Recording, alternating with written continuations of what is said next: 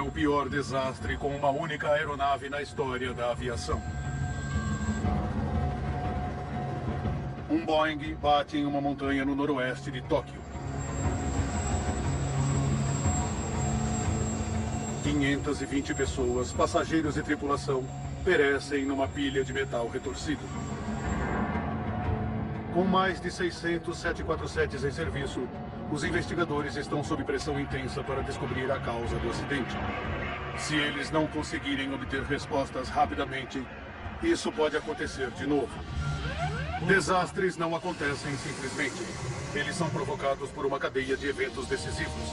Vamos desvendar as decisões fatais daqueles últimos segundos, pouco antes do desastre.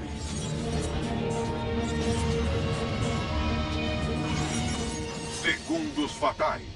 Queda incontrolável no Japão. Japão.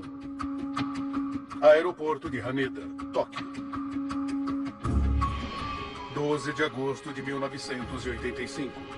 6 horas da tarde. O voo 123 da Japan Airlines se prepara para a decolagem. Seu destino, a cidade de Osaka, a 400 quilômetros dali. No comando está o primeiro oficial, Yutaka Sasaki.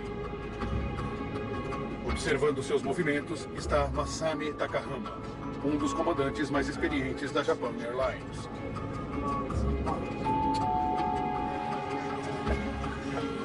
O americano de 26 anos, Ward Wallach, é um dos poucos estrangeiros a bordo. Meu irmão Ward ficou obcecado pelo Japão, ainda quando era estudante universitário. Agora estudante de pós-graduação em Tóquio, Ward assumiu a vida de japonês apesar de não ser um deles. Ward imitava seus amigos japoneses. Ele se parecia com Christopher Reeves, ele parecia o super-homem.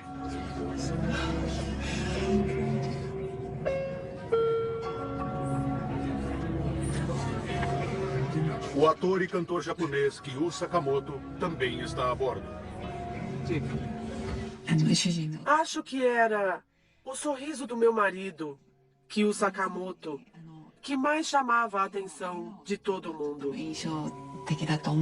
Ele mantinha um grande sorriso quando se apresentava na TV. E era assim também em casa. Ele adorava sua família.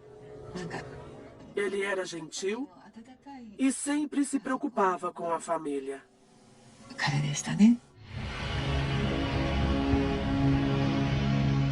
6h12 da noite. A torre do aeroporto de Haneda dá permissão para a decolagem do voo Japan Air 123. As condições meteorológicas são boas. A tripulação espera que seja um voo de rotina curto. O Boeing 747 começa a subir para a sua altitude de cruzeiro a 7.300 metros.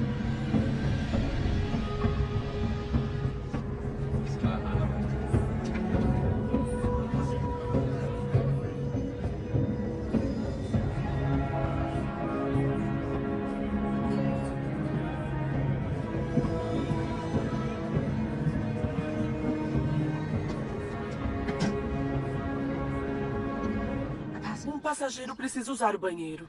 Cuidado, por favor. Fala para ir rápido. 6h24 da tarde.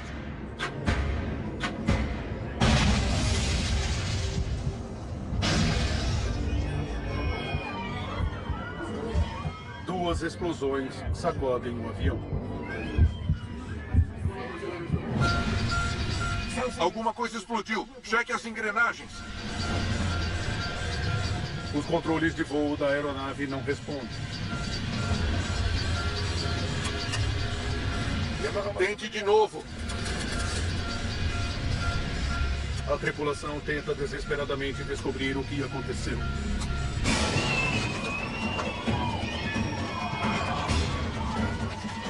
A pressão da cabine cai.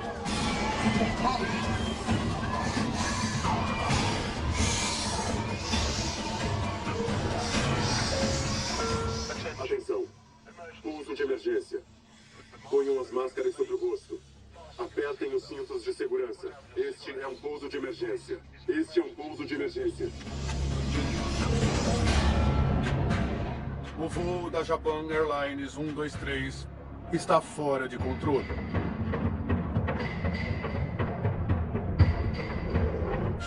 O comandante Takahama declara a emergência. Voo 123 da Japan Air. Solicito retorno a Haneda. E entra em contato por rádio com o controle de tráfego aéreo de Tóquio. Pegue um curso magnético de 90 graus para o vetor do radar para Oshima. A tripulação está tentando fazer com que o 747 faça uma curva certeira para seguir uma rota de volta ao aeroporto de Haneda. Vá para a direita. Vire! Mas o avião não está respondendo. Sim, senhor. Não estou acreditando. Também não, senhor. O que está acontecendo? 6h27 da noite. O controle de tráfego aéreo de Tóquio se comunica com o voo Japan Air 123 por rádio. Japan Air 123, por favor, confirme se vocês têm uma emergência. Afirmativo. Qual é a natureza dessa emergência?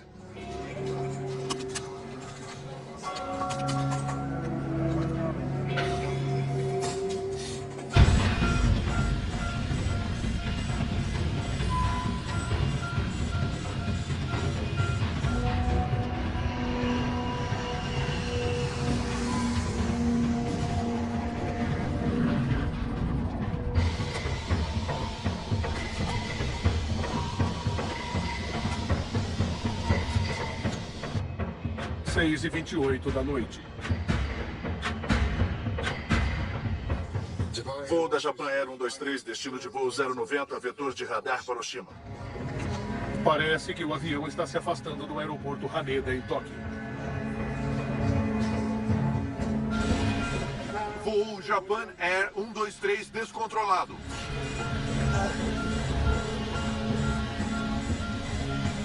Voo Japan Air 123 descontrolado.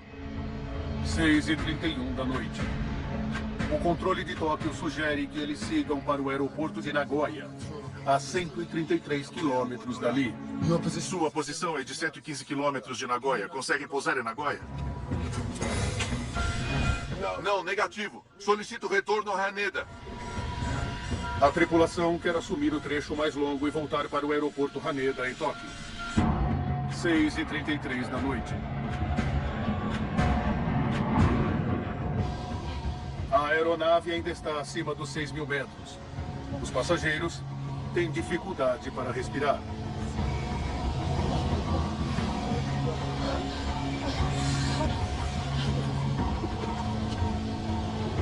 Há um dano na traseira. Eu não sei o que fazer. As pessoas não conseguem respirar. As máscaras. As máscaras de oxigênio na 5 direita falharam. Acho melhor descermos. Sim, senhor. Os pilotos tentam baixar a altitude do avião para aumentar os níveis de oxigênio dentro da cabine. Nariz para baixo. Nariz para baixo. Sim, senhor. Nariz para baixo. 6h38 da noite. Use as duas mãos. Baixe o trem de pouso. Baixando o trem de pouso. Para diminuir a velocidade do 747, a tripulação baixa o trem de pouso. Mas um pouso controlado é pouco provável.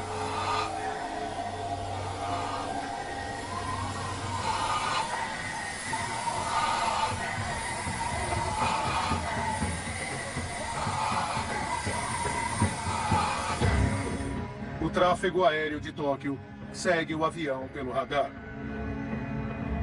Durante os próximos 3 minutos, a aeronave faz uma volta completa de 360 graus, perdendo altitude o tempo todo. Consegue controlar a aeronave agora? Voo 123 da Japan Air. Descontrolado. Japan Air 123, entendido. Você gostaria de entrar em contato com Haneda? Talvez não adiante. Talvez não adiante.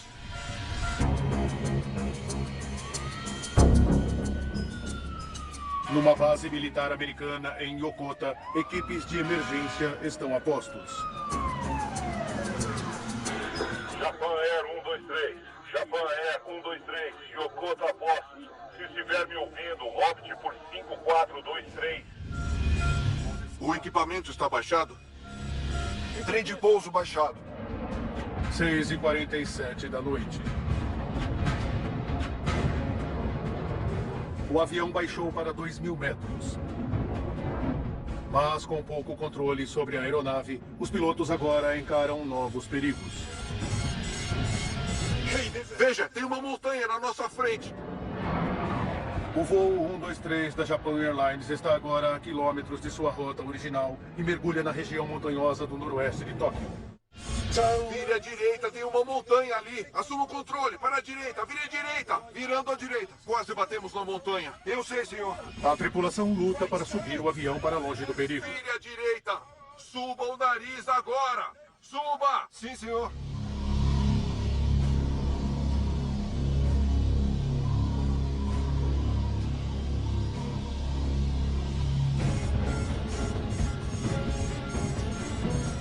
Ponha mais potência à esquerda. Potência máxima. Potência máxima. 6h53 da noite. Os pilotos lutam para colocar o avião a 4.000 metros. Mas eles ainda estão a 65 quilômetros a noroeste do aeroporto de Tóquio. Ao controle de tráfego, só resta observar. Estamos preparados para sua aproximação a qualquer momento. Estou coordenado com Yokota. Yokota também está disponível para pouso. Pare de pairar agora! Pare de pairar! Flap para cima! O avião se lança à frente e começa um mergulho descontrolado. Nariz para cima! Para cima! Nariz para cima! É o fim. Essa não!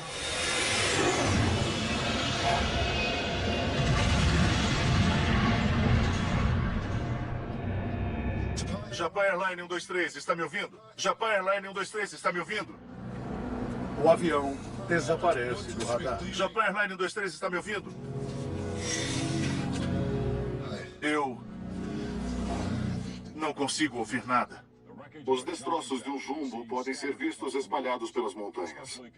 Um avião Boeing 747 caiu com mais de 500 pessoas no auge do feriado mais popular do Japão. E não há sinais de sobreviventes. Fiquei sabendo, pela edição extraordinária, que um avião tinha desaparecido do radar. Mas eu não sabia se meu marido estava naquele avião ou não.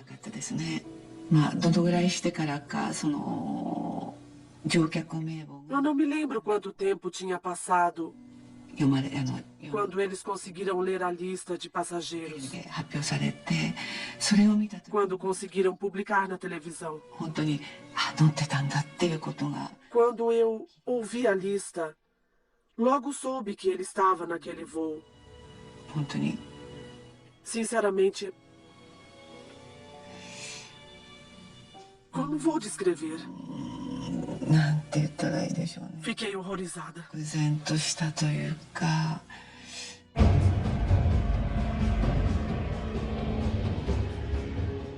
Apenas 18 minutos depois que o avião desapareceu, um C-130 da Força Aérea Americana localiza os destroços na cordilheira do Monte Osaka, 100 quilômetros a noroeste de Tóquio.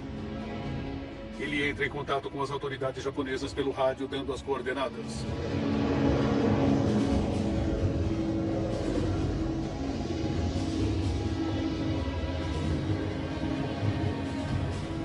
Os Estados Unidos oferecem assistência militar. Os japoneses decidem trabalhar sozinhos e põem para funcionar sua própria missão de resgate. Então, as forças de defesa japonesas assumem. Yoshihisa Masuda está lotado na base militar na província de Chiba, perto de onde o avião caiu. Foi logo depois que eu voltei ao quartel-general, depois de minhas férias de verão. A base estava alvoroçada. Eu perguntei a um colega o que estava acontecendo. E então me disseram que o paradeiro do voo da Japan Air era desconhecido. A base foi posta em stand-by na noite em que o avião caiu. E as pessoas diziam que provavelmente teríamos de sair. Um helicóptero japonês enviou relatórios dizendo que não havia sobreviventes. O terreno montanhoso e a falta de equipamentos para operações noturnas retardaram ainda mais os esforços de resgate japoneses. Eles só conseguem chegar ao local mais de 14 horas depois do acidente. Milagrosamente, são encontrados 4 sobreviventes, que passaram a noite na encosta da montanha.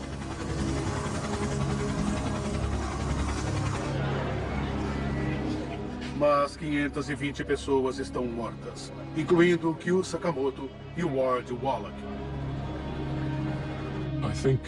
Acho que quando fiquei sabendo que ele estava no avião, tive uma sensação de irrealidade. É que o Ward era cheio de vida, ele era jovem, e aquilo não deveria ter acontecido daquela maneira. Foi irreal.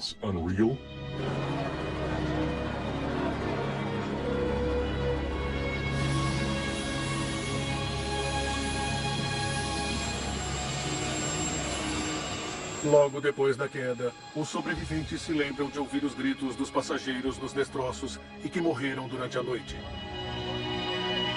Os médicos no local notam que alguns dos ferimentos não teriam sido fatais se o socorro tivesse chegado mais cedo. É claro que eu só descobri depois que as operações de resgate não foram realizadas no local.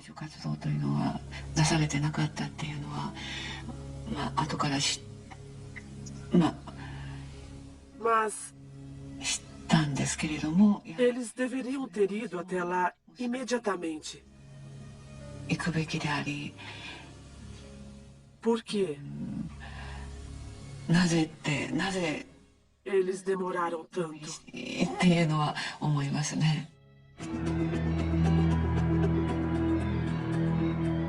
Agora, revendo os fatos e aprofundando as investigações oficiais, podemos revelar o que se esconde por trás do pior acidente com uma só aeronave na história da aviação.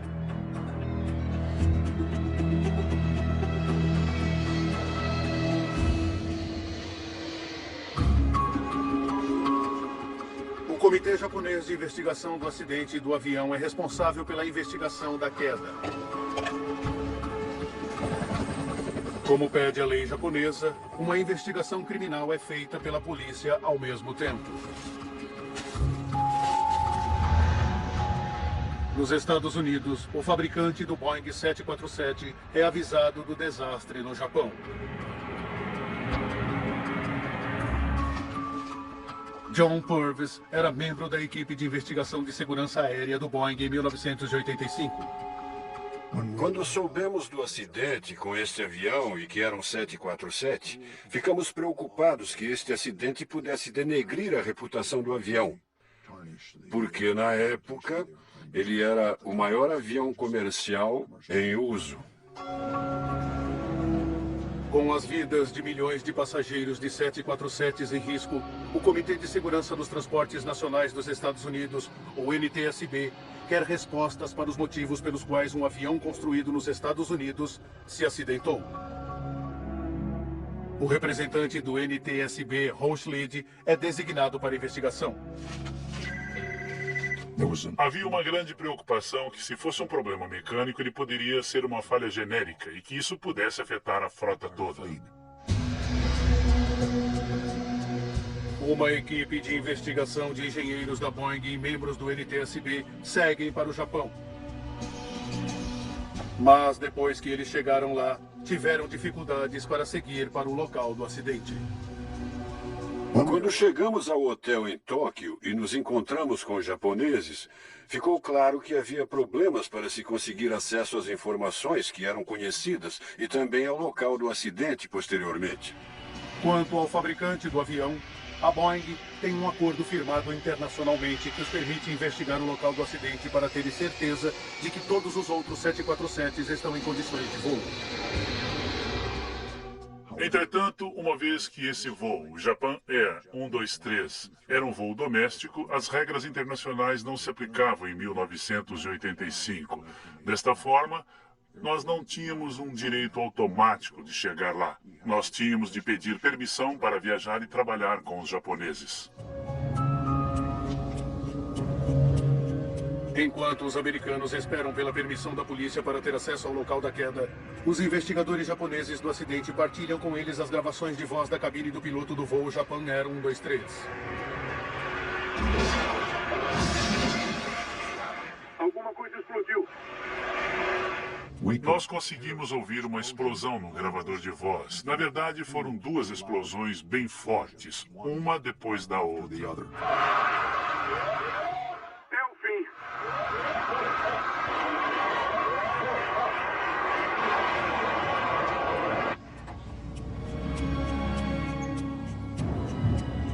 Os sobreviventes confirmam que houve uma explosão no fundo do avião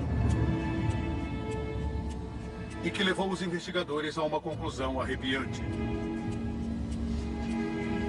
Nos anos 1980, em todo o mundo, houve vários ataques terroristas, sequestros e explosões de aviões. Então, quando aquele acidente aconteceu, desconfiamos de que tinha sido um ato de terrorismo.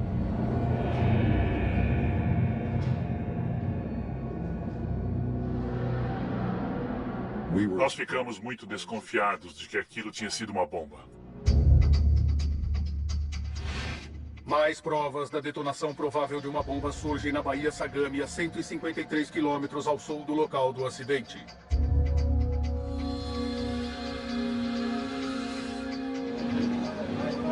Marinheiros japoneses descobrem um pedaço bem grande do avião. Uma das primeiras coisas que nos mostraram foi o estabilizador vertical, ou a cauda do avião, que tinha se desprendido sobre a água no sul de Tóquio, bem embaixo da trajetória de voo do avião. E isso indicava que o avião tinha sofrido um problema catastrófico bem antes de eles chegarem ao local do acidente. Uma foto tirada durante os últimos minutos do voo 123 da Japan Airlines confirma os temores dos investigadores. Ela mostra claramente que a cauda estava desaparecida. Estava muito claro que algo incomum tinha acontecido. E mais uma vez chamava a atenção para o fato de que poderia ter sido uma bomba. 5 dias depois de sua chegada, a equipe americana recebe permissão da polícia japonesa para avaliar o local do acidente.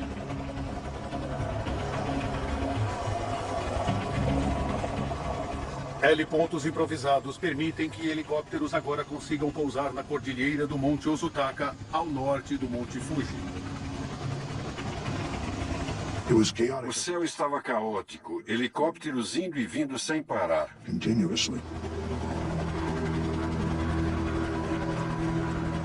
Entre os destroços, os investigadores começam a procurar os componentes estruturais principais do voo 123 da Japan Airlines. Como investigador, uma das primeiras coisas que fazemos é procurar pelo que chamamos de 4 cantos do avião, ou seja, o bico, as pontas das asas e a cauda. Alguns metros abaixo da cordilheira, eles encontram restos do anteparo de pressão traseiro.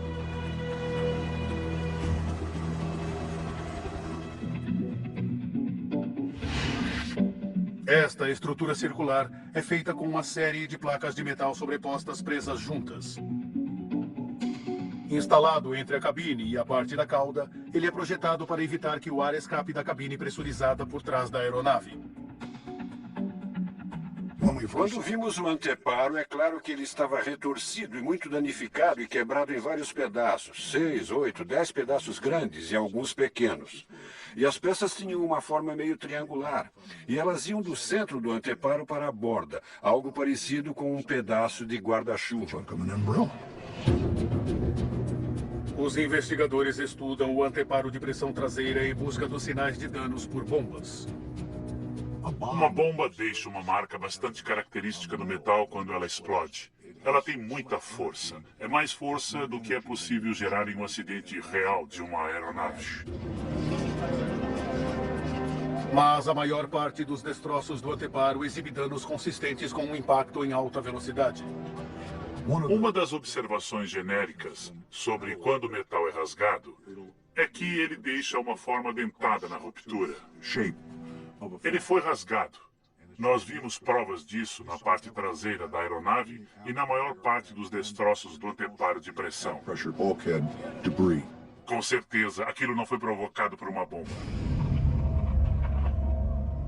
Analisando com mais atenção, eles descobrem um dano incomum. Havia uma parte do anteparo que exibia uma característica curiosa, diferente do resto dos destroços do anteparo.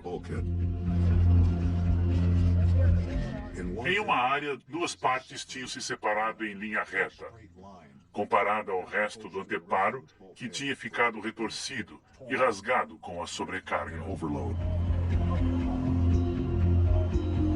Elas tinham se separado ou falhado de maneira diferente, e eu queria saber por quê. A equipe quer analisar o anteparo em seu laboratório, mas a polícia não lhe dá permissão, uma vez que ainda existe uma investigação em andamento que quer determinar se um ato criminoso foi o responsável pelo acidente. No Japão, uma investigação criminal tem prioridade sobre uma investigação de segurança. Isso causou uma dificuldade para a equipe ter acesso ao local, ter acesso a outros dados, incluindo os destroços que caíram do avião. Isso complicou e atrasou parte da investigação de segurança porque os investigadores criminais estavam trabalhando. A equipe criou uma maneira engenhosa de resolver o problema. A Boeing teve a ideia de fazer réplicas das superfícies quebradas.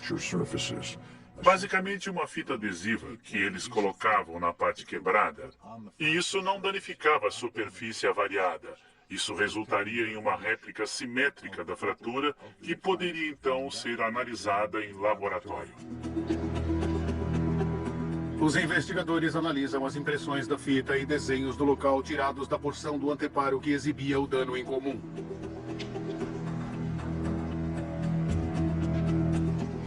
Parece que uma placa do anteparo foi cortada fora junto com uma fileira de rebites que prendiam a sua vizinha. Aquele metal foi rompido através daqueles furos. Eu achei que tinha descoberto o desgaste, e o que estávamos vendo no anteparo era nosso momento eureka, era a nossa solução mágica.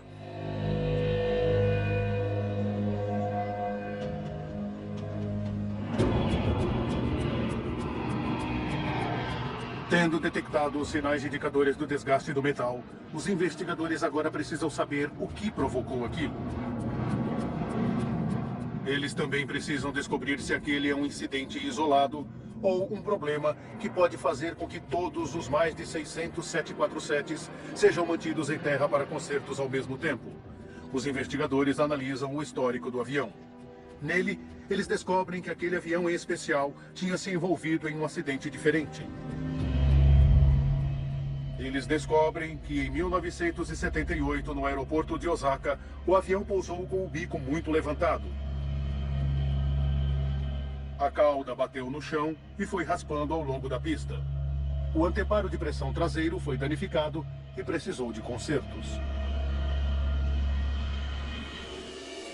Ele tinha sido consertado 7 anos antes, e isso se tornou um fato muito importante para a investigação e muito interessante para nós. Descobrir que o avião tinha sofrido um conserto era um ponto decisivo na investigação. O quartel-general da Boeing em Seattle envia um fax com um relatório do conserto para a equipe de investigação no Japão. Quando o avião foi danificado e a equipe de consertos analisou a aeronave, ficou claro que o anteparo deveria ser substituído. E acho que eles escolheram substituir apenas a parte inferior por causa de problemas com a expedição do anteparo inteiro. Os engenheiros da Boeing projetaram um conserto. Eles fizeram um desenho com instruções escritas sobre como montar o anteparo. O projeto de reparação de 1978 demonstra como os engenheiros devem prender a nova parte inferior do anteparo à parte superior já existente. Para manter as duas partes unidas, elas são presas com uma placa de emenda presa com 3 fileiras de rebites.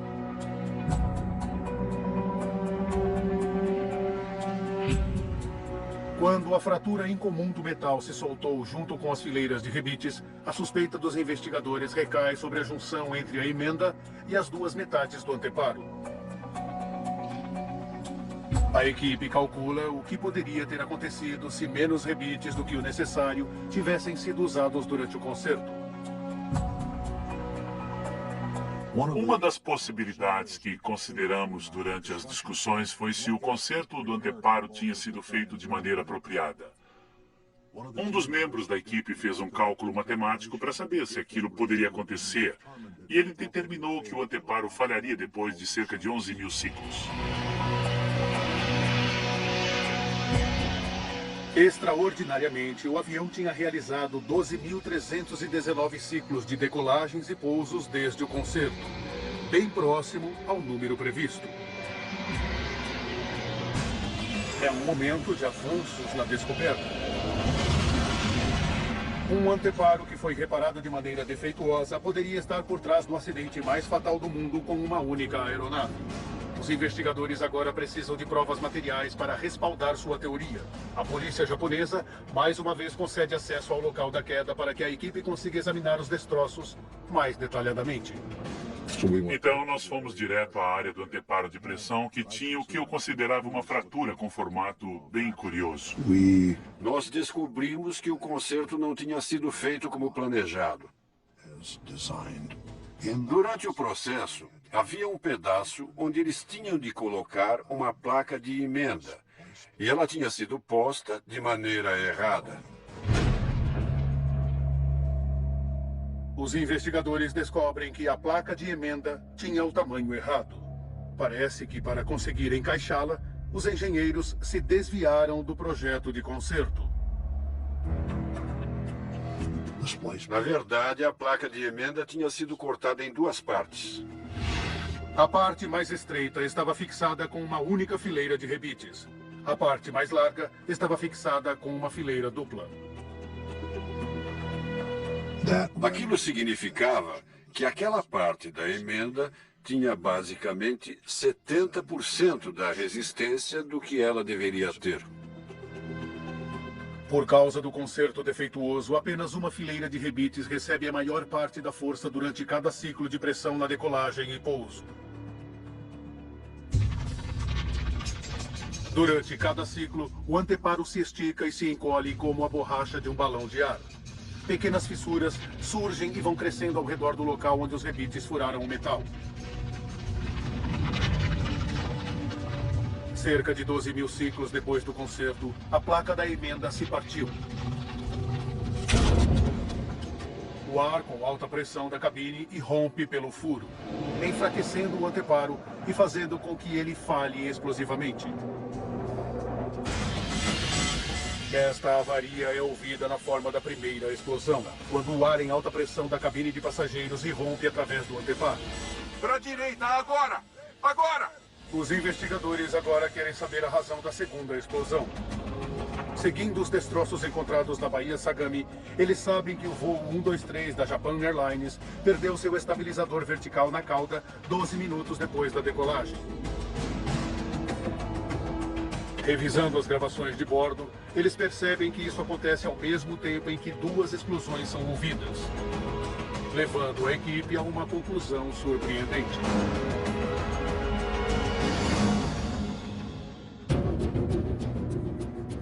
Quando o ar com alta pressão irrompe através do anteparo defeituoso e para dentro da seção da cauda, ela expele seu estabilizador para fora. Durante o projeto do 747, nós não previmos a expulsão do estabilizador vertical da cauda ou a explosão do anteparo de pressão. Isso simplesmente não era algo que imaginássemos que fosse acontecer. Os investigadores precisam agora descobrir como a explosão do anteparo e a perda do estabilizador da cauda fizeram com que os pilotos perdessem o controle do avião, levando-o à queda.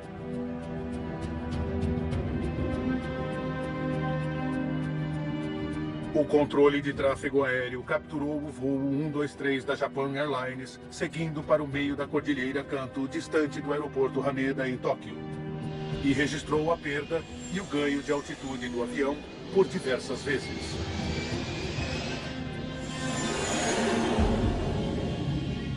Por meio da reconstituição da trajetória de voo, os investigadores reconhecem um padrão conhecido, um tipo de movimento de aeronave conhecido como ciclo fugoide. Quando o voo 123 da Japan Airlines começa a mergulhar, ele acelera. A velocidade aumentada gera um levantamento, e quando o avião sobe, a velocidade diminui, fazendo com que ele caia de novo. Os investigadores sabem que este movimento fugoide demonstra que a aeronave está com os controles de superfície inoperantes.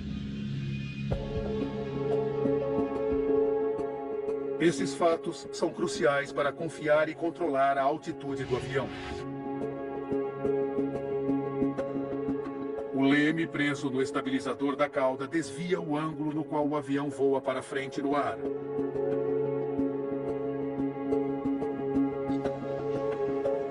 Só a perda do leme não levaria ao movimento fugoide. Mas um dano maior no sistema hidráulico do avião levaria. Em aviões grandes e modernos, todos os controles são movidos por pressão hidráulica. Não há como o piloto ter força suficiente para mover os controles de voo através de cabos e roldanas, como nos velhos tempos. Assim, sistemas hidráulicos movem os controles de voo. A equipe percebe que os sistemas hidráulicos do voo 123 da Japan Airlines foram criticamente danificados com a explosão do anteparo. Para fazer os 4 sistemas hidráulicos chegarem ao estabilizador vertical e até os lemes, e todos eles precisam chegar até lá, isso significa que eles precisam inicialmente passar pelo anteparo de pressão e precisam subir até o estabilizador vertical. Quando o estabilizador é arrancado, vários cabos hidráulicos importantes são cortados. A aeronave fica paralisada. Depois que eles perderam o estabilizador vertical e os sistemas hidráulicos, os pilotos só tiveram mínimo acesso à potência do motor. O avião continuou a voar em círculos para cima e para baixo, completamente fora de controle. Isso explica por que o avião voa em modo fugoide. Por que a tripulação tem uma dificuldade extrema para controlar a descida do avião? Abaixe isso! E por que eles não conseguem retornar ao aeroporto de Haneda, mergulhando na Cordilheira Kanto?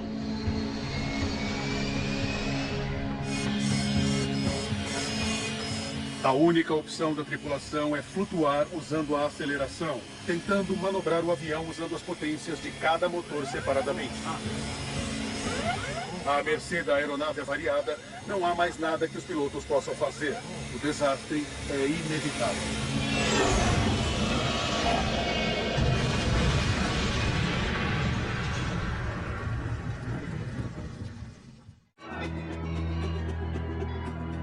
Depois de aprofundarmos a investigação, agora poderemos revelar os eventos que causaram o acidente aéreo mais mortífero com apenas um avião na história da aviação.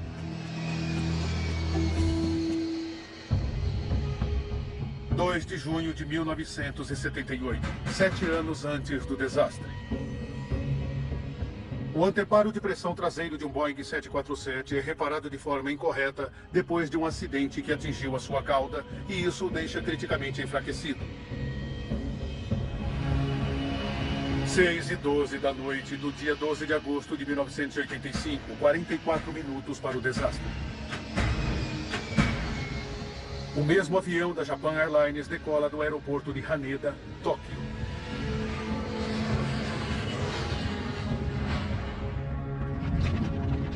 Assim que a cabine é pressurizada, pequenas fissuras no anteparo consertado começam a aumentar. –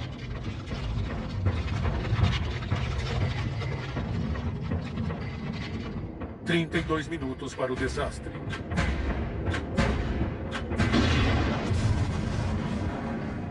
O anteparo explode.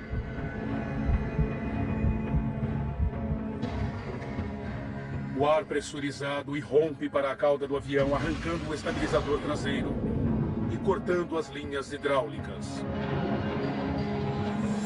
31 minutos para o desastre. O comandante Takahama declara uma emergência. Os pilotos tentam controlar a aeronave. sem saber que os controles básicos de voo estão permanentemente desligados.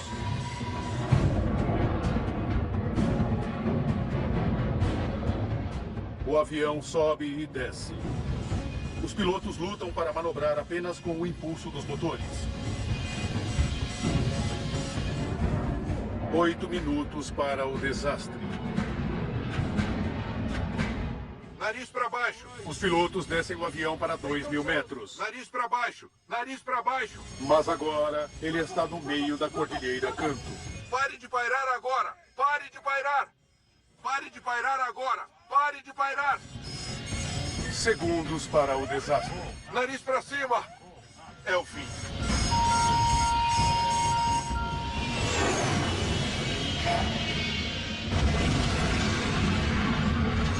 A tragédia ainda não terminou. O depoimento de um dos sobreviventes revela que outros também tinham sobrevivido ao impacto. –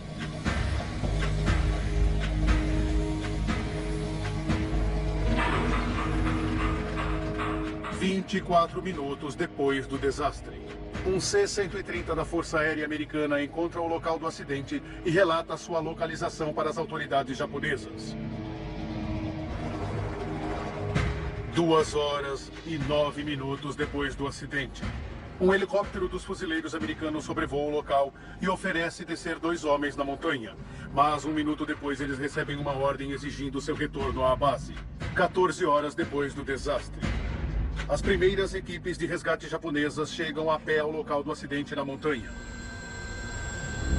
Quantos passageiros poderiam ter sobrevivido se as forças americanas tivessem recebido permissão para pousar, torna-se a questão principal dos parentes consternados.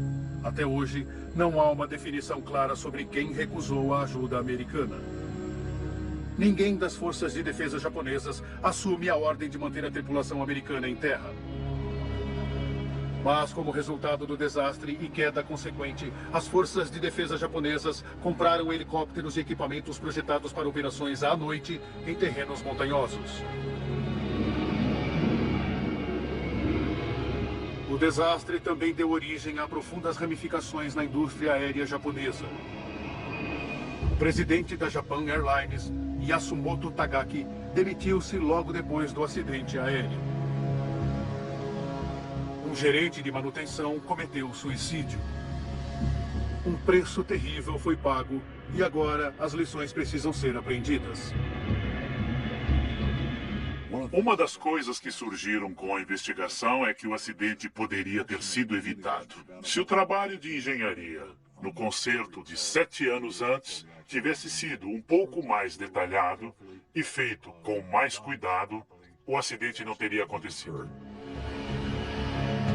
A Boeing confirmou que um conserto incorreto provocou a falha no anteparo do voo 123 da Japan Airlines. A companhia modificou seus procedimentos. Assim, consertos significativos são examinados minuciosamente antes de sua realização e depois analisado por outro par de olhos. Checagens regulares são feitas para detectar qualquer sinal de desgaste de metal. Para reduzir a vulnerabilidade da parte hidráulica dos 747s, uma válvula foi adicionada à linha que controla 2 dos elevadores do avião e o leme inferior. Se a linha for cortada, ainda será possível algum tipo de controle. Acho que este acidente ensinou muitas lições à indústria da aviação. Coisas sobre os projetos e manutenção dos aviões. Foi realmente um passo importante para a melhoria da segurança na aviação mundial.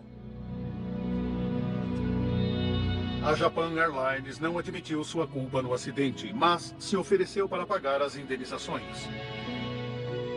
90% dos parentes das vítimas fizeram acordo com a companhia sem ir a juízo. Mas nem as indenizações, nem as melhorias na segurança ofereceram muito conforto aos parentes consternados. Acho que havia uma sensação entre todas as vítimas, com certeza na minha família, de que aquilo estava errado. E que o que aconteceu poderia ter sido evitado. Aquilo não precisava ter acontecido. Versão Marshmallow São Paulo.